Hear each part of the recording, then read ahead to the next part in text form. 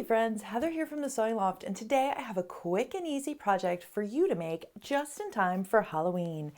It's the Boo-Ti-Ful Life tea towel. It features raw edge applique, scraps, and a little bit of embroidery. I'm going to show you how to do all the details on my Baby Lock Altair. So be sure to stay tuned and download the template so that you can make yours today.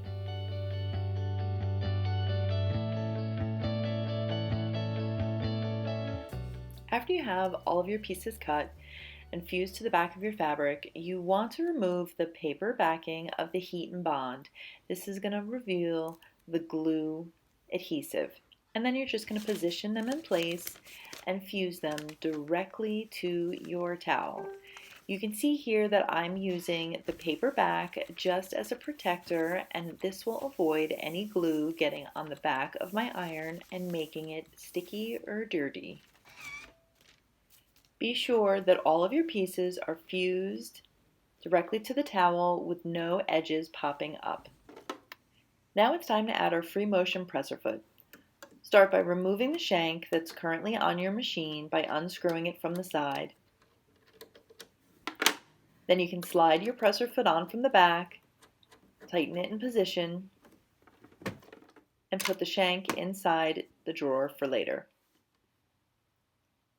Now it's time to begin free motion stitching. Just start slow and follow the curve of the applique design. We're just going to go around the outside edge of the ghost. You can see that I'm using a black contrast thread. I really like the way that it pops off the white.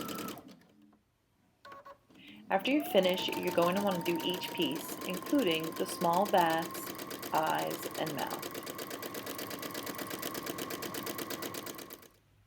Next, we're going to add the banding detail. You can see here that I've already cut it and I'm putting it right side down on the back side of my towel. I'm just pinning it in position and making it easier to sew. You're also going to want to be sure to fold over those edges. This will make a nice and neat turn when we flip it over to the right side.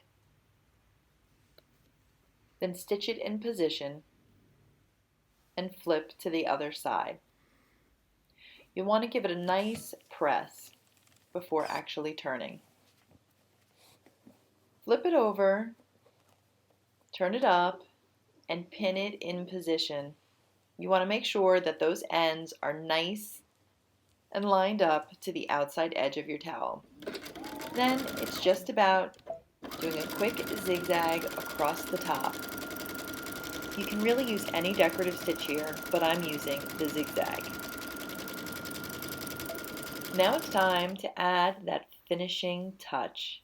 We're going to take our embroidery that we've already fused to the heat and bond and position it on the backing fabric. You want to make sure it's centered. Give it a good fuse in place with your iron. And then we're going to take both pieces and just center it on the bottom of our towel. You can see that I have it slightly overlapped on my bottom band. I'm going to pin it in position to make sure that it doesn't move around when I head to the machine. Then it's just about another pass with that zigzag stitch. It really is a nice detail.